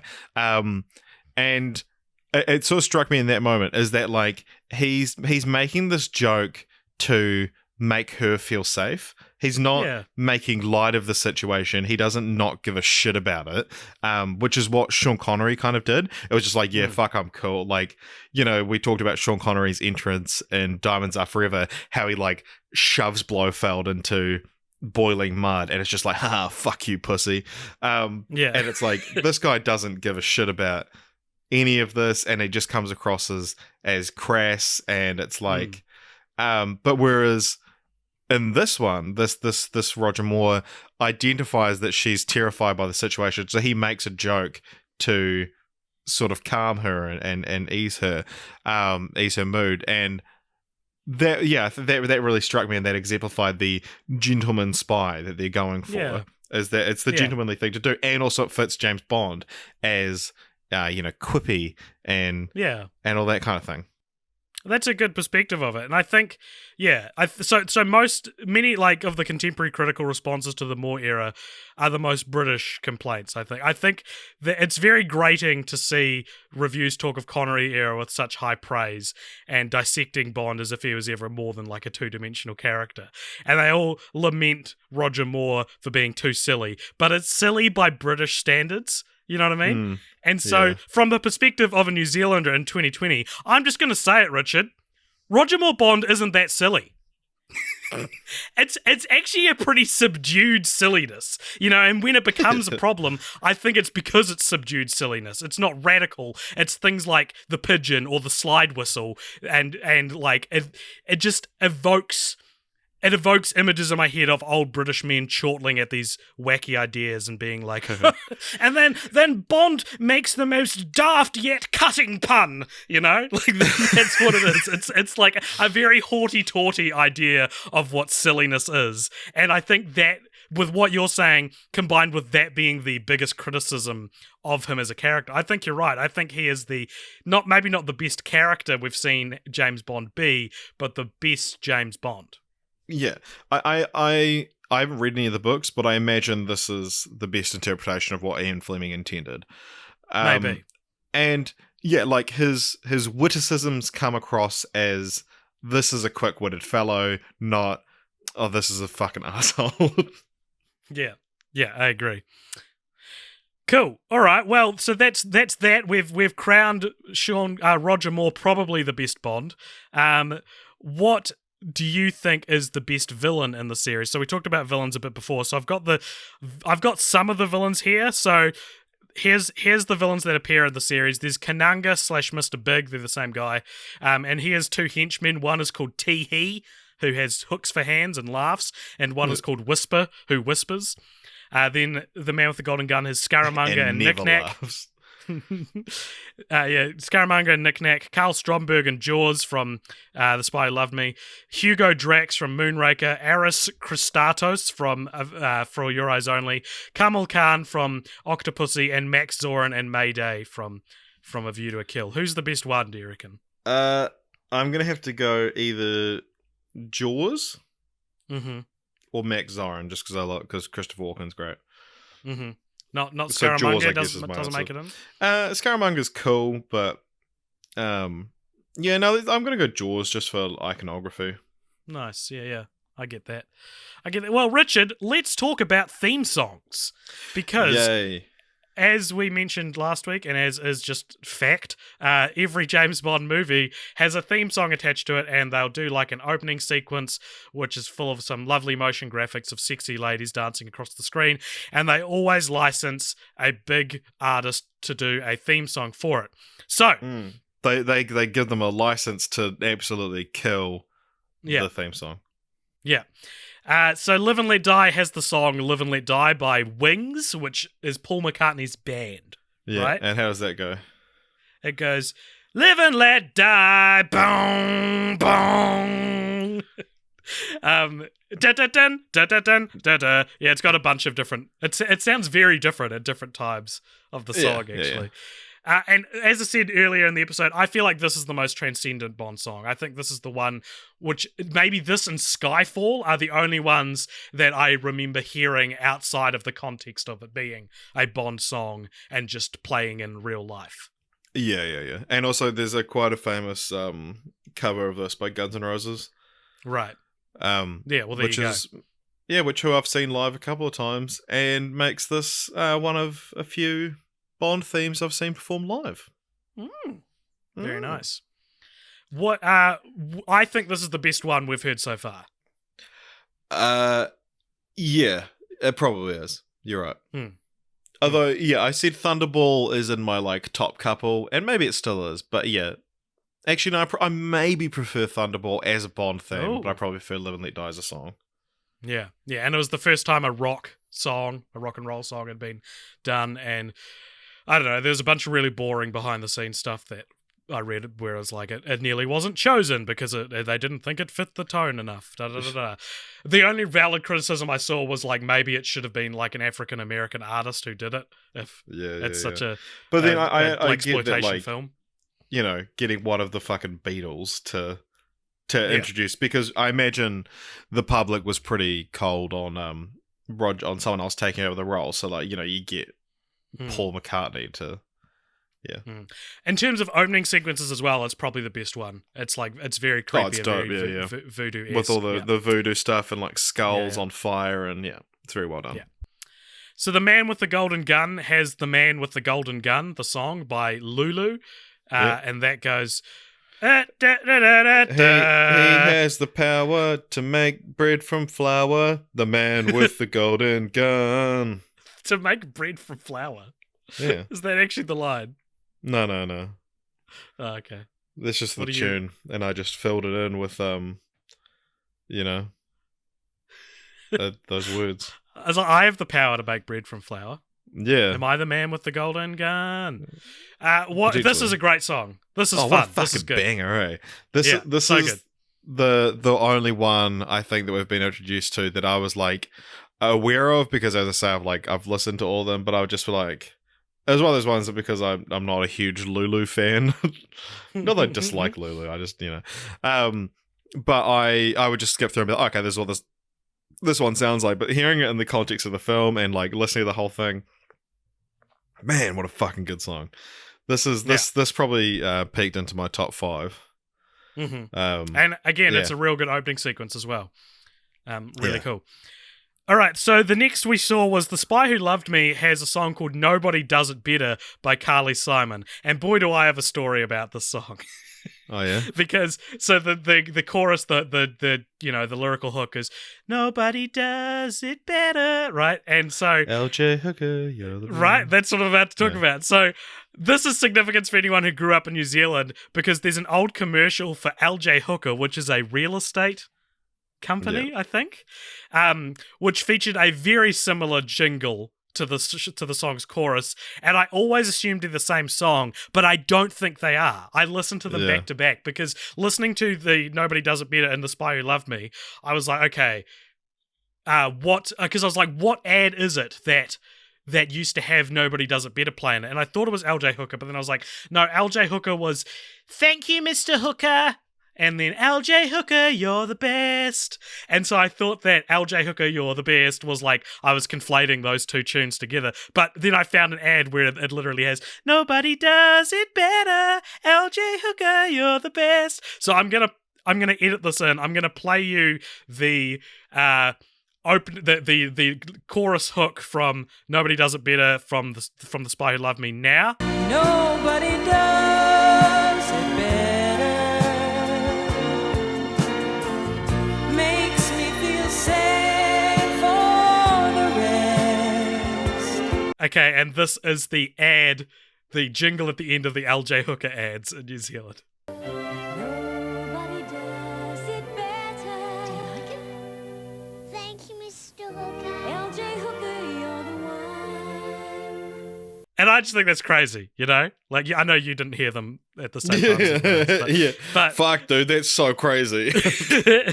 It's so funny, man. Like, it's such a funny way to like associate, have that song stay in your memory.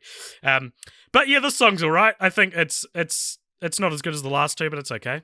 Yeah, it's not as like jazzy and upbeat. This is a precursor to the Craig era. Well, late Craig era. Style. Yeah. Yeah. And in Moonraker, we got Moonraker by Shirley Bassey. So this is her final theme song for the series, though, as we said in last episode, she did record a track for Quantum of Solace called No Good About Goodbye, which was rejected in favour of Another Way to Die by Jack White and Alicia Keys.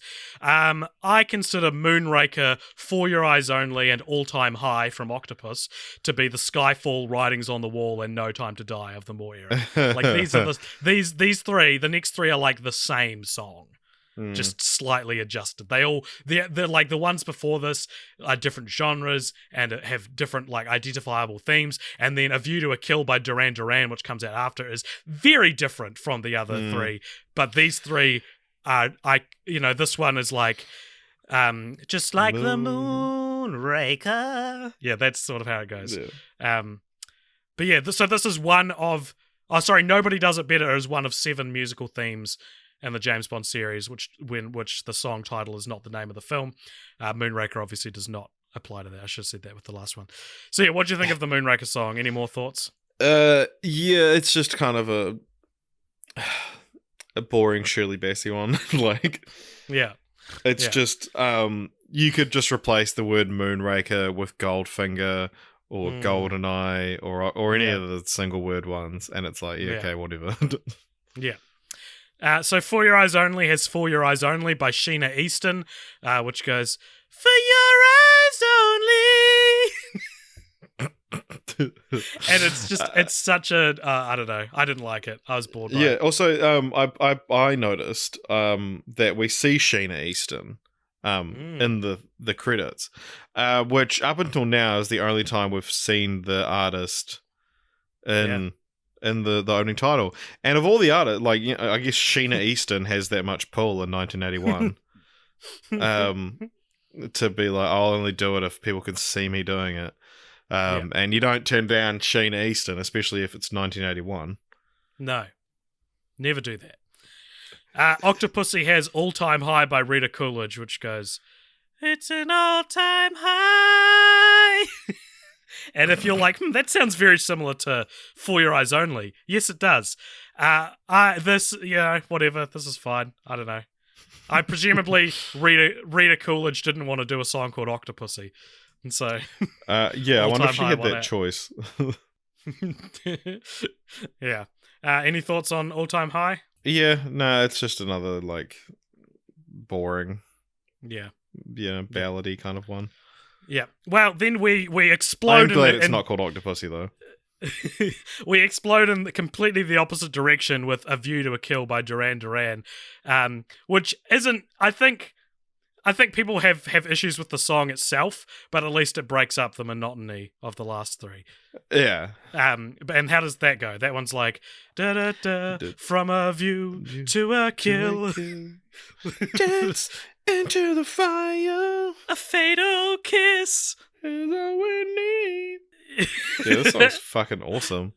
It's very Duran Duran. I'm a big Duran Duran fan. Fan.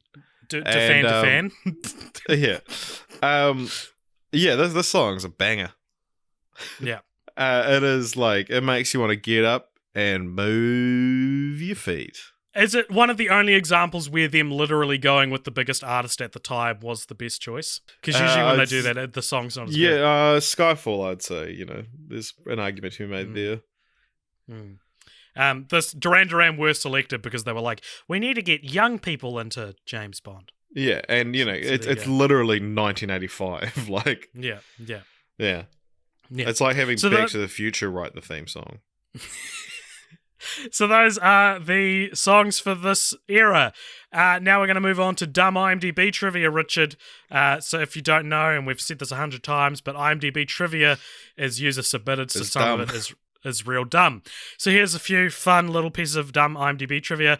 Roger Moore is the first actor to perform the gun barrel sequence without a hat. Because boy has that been lost to what people think of when they think of the gun barrel sequence.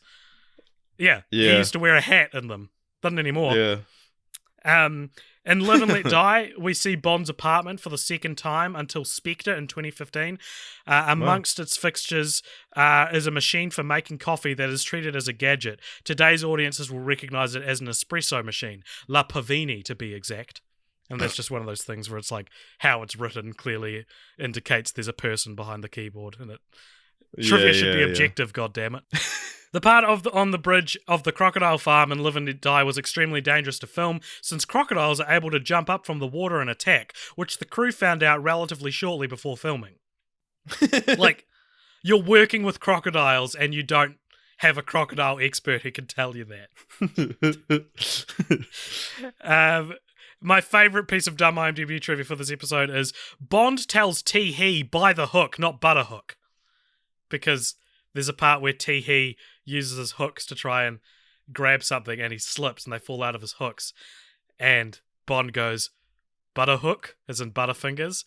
But this trivia writer clearly is fed up with people misquoting it, which I don't think it is a misquote. I think this trivia is wrong. Whereas it just says in very plain terms, Bond tells Tee-Hee by the hook, not butter hook. So there you go. The Man with the Golden Gun. While on location in Thailand, Sir Roger Moore found a cave full of bats. He couldn't resist seeking out Christopher Lee and telling him that he had found and joking, Master, they are yours to command. Lee appreciated the joke, who of course played Dracula. But I love that it notes Lee appreciated the joke. Like, that's a very relevant part of this trivia. Yeah, I mean, I was getting worried when you were telling it. I was like, no, Lee's gonna hate this. Rog, don't, bro. Don't, Rog.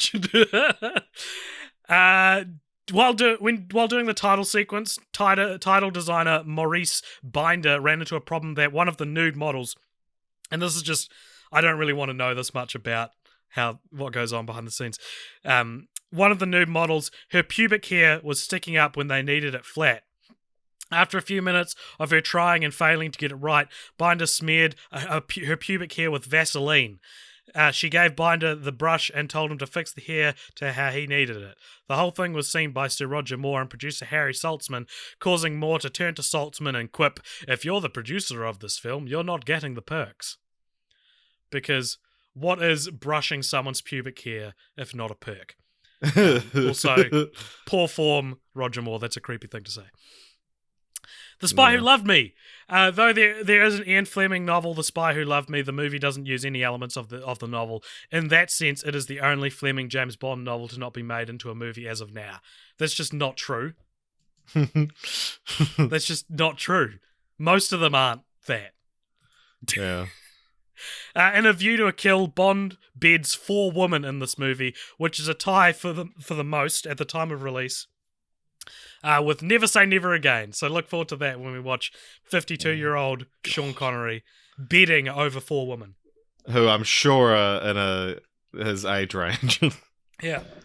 I've got like a coffee ground in my throat. And last piece of IMDb trivia. The literal translations for some of Live and Let Die's foreign language titles include The Dead Slave / It Is to Them to Die in Japan, Live and Leave to Die in France, Allowed to Leave Alone to Die in Poland, To Live and Let Die, that's just the title. Oh, it's To Live and Let Die in Norway. With 007, You Live and Let Die in Brazil, and Let It Die in Brazil. Agent 007, Live and Let Die in Italy, and Live and Let Others Die in Finland. So while we're talking about titles, let's talk about titles. What do you think of the Roger Moore titles? Which one's your favourite? Okay. I like Live and Let Die. I like Moonraker. I like For Your Eyes Only. I like A View to a Kill. I hate The Spy Who Loved Me. Mm-hmm. And Octopussy, just because it's embarrassing to say that you're watching that movie. The Man with the Golden Gun might have been my least favorite title before I watched the movie. Okay. And now it's not quite my least favorite, but I still do not really like it. Okay. So last episode, you'll remember I broke them up into categories of title that James Bond films seem to fall under. So this is I'll just go over them again. So Category 1 is a poetic or mysterious turn of phrase which communicates a key idea or piece of imagery from the film. So last week that was From Russia with Love, You Only Live Twice, Diamonds Are Forever. And I think the only one from this era is A View to a Kill. Like that's a poetic or mysterious turn of phrase which communicates a key idea. You know? What about, not For Your Eyes Only? No, For Your Eyes Only is broad titles you could give to literally any of the films in the series. Right, okay. Which last week we saw On Her Majesty's Secret Service, and this week we saw The Spy Who Loved Me and For Your Eyes Only. Like any of the films could be called that. They're what broad. about Live and Let Die? I would argue. Well, Live and Let Die is part of a new category, which is ominous phrases which don't really refer to anything specific in the film or franchise itself. Right, unless so it's ominous rather than poetic. Yeah, sure. But no, because the first category is specific to the film. Nothing in Live and Let Die is about that idea. And letting die, yeah. And nothing in Bond in general is specifically, unless you're counting death as part of it, which you could, I guess. And the final category, which is looking to be the most stacked at this stage, is literally just a name of a character, setting, or prominent event in the film, often but not always adjective plus noun. So that was Goldfinger, Thunderball, Dr. No, technically. And this week, The Man with the Golden Gun is kind of a cross between that and the first category of turn of phrase, which communicates a key idea. Moonraker and Octopussy also fit into this category. So there you go. Yeah. What do you think of the titles overall?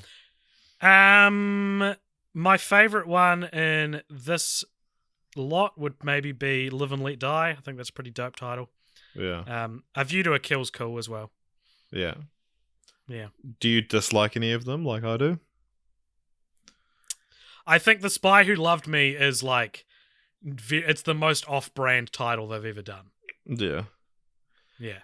Yeah, and that's what I think about The Man with the Golden Guns, kind of off-brand as well. Right. And Fair the enough. fact that they're back-to-back as well is kind of just like, alright. Yeah. Hmm. All right, Richard, we've got one final segment for the show before we rank it, and that is Continue the Franchise, boo, boo, boo, where we pitch our continuation of the franchise, which is always difficult when we're doing franchises and segments such as this. So, Roger Moore never returned to the franchise in any of the ways as dramatic as Sean Connery, but characters and plot lines would appear in a plethora of video games and comic books and stuff within the extended universe of the series in the future. But what we thought we'd do for this Continue the Franchise, Richard, you and I both ended up landing on the same idea, is we're going to take some of the classic characters from the Moore era and recast them with their modern day counterparts as if they were going to appear alongside Daniel Craig in one of the modern movies. Christoph Waltz's Blofeld. Exactly. So let's start with Jaws. And I reckon it'd be pretty easy to cast any large actor as Jaws these days. Your Dwayne Johnsons, your John Cena's, and if he hadn't already starred in Spectre, your Dave Bautista's. Your Dolph Lundgren's. Dolph Lundgren's actually in, I think he's in A View to a Kill briefly. Dave Bautista's in Spectre, so you fucked up as well, idiot. What did I say? You said Dave Bautista. I'm just saying. I said had already starred in Spectre. Oh, damn it. Oh yeah, Dolph Lundgren is in A View to a Kill. Yeah. But going on, fucking slapper. I don't know. You're just a bloody ding dong daddy from Doomas, dude. I am. But going on from the Connery episode where you suggested that a modern Goldfinger would be like a young African-American social media influencer, I think the key to Jaws is not necessarily him being well built. It's the teeth and him being resilient, you know? Yeah. I think Jason Statham could be a good cast, but if you wanted to go for stunt casting, you could go Gina Carano, have a female Jaws. Or you could go Spindly, someone slim like Adrian Brody. You know? Yeah. I don't think you'd need to get a TV actor though, because I don't think a film actor would do such a small role. You know? Yeah, but I don't know. James Bond's pretty respected as a franchise. I could see someone doing it. What do you think? What were your ideas for Jaws? I was just kind of thinking along the like wrestler route. So your John Cena's, your Triple H. Mm-hmm. Is Andre the Giant still working? No, unfortunately. Oh. You asked me when we were doing this, you're like, I can't wait to see who you'd cast as Adam Driver. And I intentionally left Adam Driver out of this because it's so tempting. But I do think who you if would he was cast going to... as Adam Driver. Yeah. I think Adam Driver could do Jaws if he wasn't, too famous for it. Adam Driver could do anything, man. That's true. Nick Nack, the dwarf from The Man with the Golden Gun, I cast as Peter Dinklage, and I don't say that just because he's the only dwarf actor I know, but because he actually played Hervé Villechaize in a 2018 HBO biopic nobody saw called My Dinner with Hervé. So there you go. He's already done the role. The guy from Bad Santa. Oh yeah. Yep. Nice. Sheriff J.W. Pepper. Who would you cast as Sheriff J.W. Pepper? Adam Driver, mate. He'd be pretty good at it. Yeah. Like, you just the character he plays in Black Klansman, like, the character that his character plays in Black Klansman, just have him play that. Just this racist, real racist Klan member cop. Yeah. My suggestion for Sheriff J.W. Pepper is Stephen Root, I think is probably the... Oh, fuck yeah. No, that's perfect. Yeah? Or Chris Farley if he was still around. Yeah. Agent Triple X. So Agent Triple X needs to be a female version of Bond. And I think maybe more in terms of age and look than general vibe of their specific careers. I think maybe the female version of Daniel Craig is maybe someone like Patricia Arquette. If you were going for an authentic... What an odd choice. Well, I looked up 51-year-old actresses and I was like, yeah, she fits. Going for an authentic counterpart as opposed to casting a young supermodel. Someone who's still attractive but is, aged gracefully. Who else do you think could be Triple X? Yeah, I mean, I was just thinking younger, really. Anna de Armas, She's Saoirse no Ronan, time to die. Elsie Fisher. Oh my god. The girl Who would from you the cast? Florida Project. The last one I've got here is Scaramanga. Irreplaceable, mate. No, it'd just be Benedict Cumberbatch or something. Andrew Scott. Yeah, fuck yeah. Although Yeah, he's good already in, Scaramanga. he was Inspector. He was too. I forgot about that. Damn. Yeah. That's hilarious. All right. Well, let's continue the franchise. Did you have any more characters you recast? No, I tried to think of one for Max Zorin, but you could just cast Christopher Walken. yeah, and it would probably be better. And it'd be a better use of Christopher Walken would be casting him now.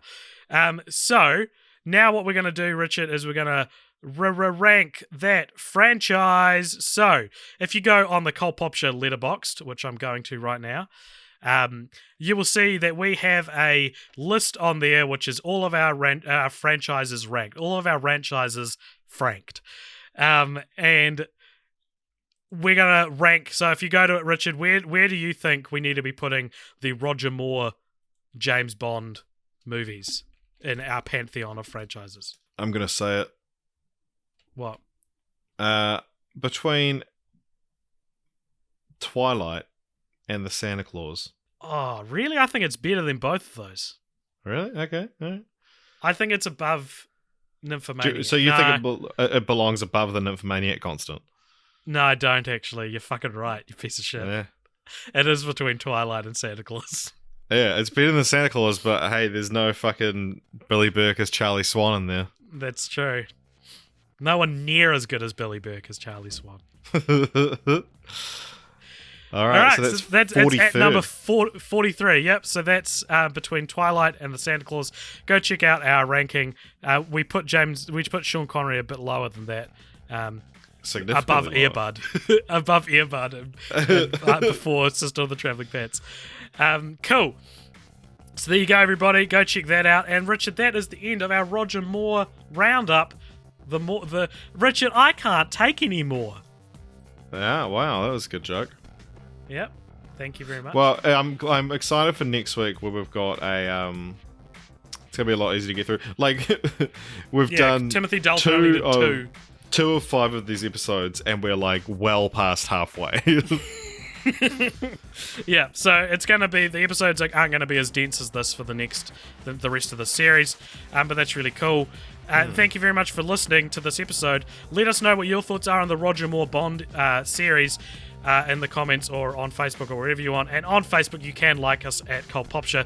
You can subscribe to us on YouTube as well. There are 2 YouTube channels now. There's Cult Pop Show, which is for our video content and videos made from podcasts. And then there's the Cult Pop Show podcast, which is exclusively podcast. But you can also find us on Acast, iTunes, or Apple Podcasts, Spotify, wherever you get your podcasts. And you can follow us on Twitter. Whatever you want. At Cult Pop Show on Twitter and Instagram. And you can email us at cultpopshowmedia at gmail.com. And Richard, thank you so much for joining me on this journey. Hey, no I love you. worries. Huh? And you're the you're the podcast host who loved me. And you're the man with the unremarkable testicles. The run-of-the-mill nuts. What a sharp change from last week when you said I had penny farthing nuts. Now I'm just the man with the run-of-the-mill nuts. Cool. All right, everybody. Thank you for listening, and we'll see you later. Bye. Bye.